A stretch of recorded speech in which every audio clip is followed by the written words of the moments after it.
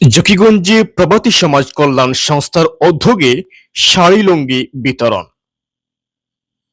সিলেটের জকিগঞ্জ উপজেলার ৮ নং কোষকনকপুর ইউনিয়নে প্রবাসী সমাজ কল্যাণ সংস্থার উদ্যোগে পবিত্র ঈদ উল ফিতর উপলক্ষে গরিব ও অসহায় মানুষের মাঝে শাড়ি ও লুঙ্গি বিতরণ করা হয়েছে।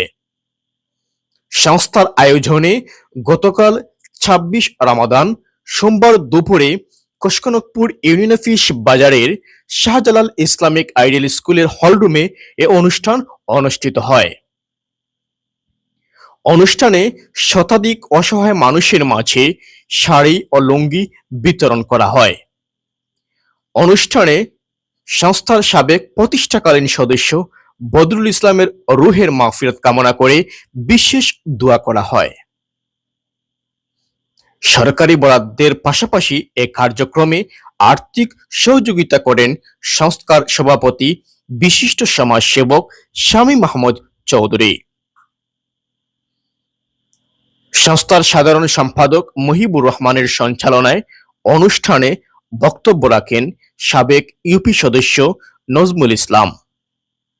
প্রধান অতিথির বক্তব্য রাখেন সমাজসেবার বিশেষ প্রতিনিধি জনাব আব্দুল হামিদ এবং সভাপতির বক্তব্য রাখেন শামীম মাহমুদ চৌধুরী।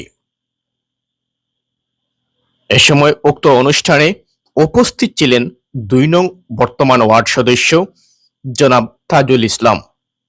উপস্থিত ছিলেন ৮ নং কোষকনকপুর ইউনিয়নের নিকাহ ও তালাক রেজিস্ট্রার জনাব মাওলানা কাজী ইমরান আহমদ। উপস্থিত ছিলেন বিশিষ্ট ব্যবসায়ী নুরুল ইসলাম মতলিব। উপস্থিত ছিলেন অত্র সংস্থার অন্যতম সদস্য সত্যজিৎ দত্ত পুরকায়স্থ।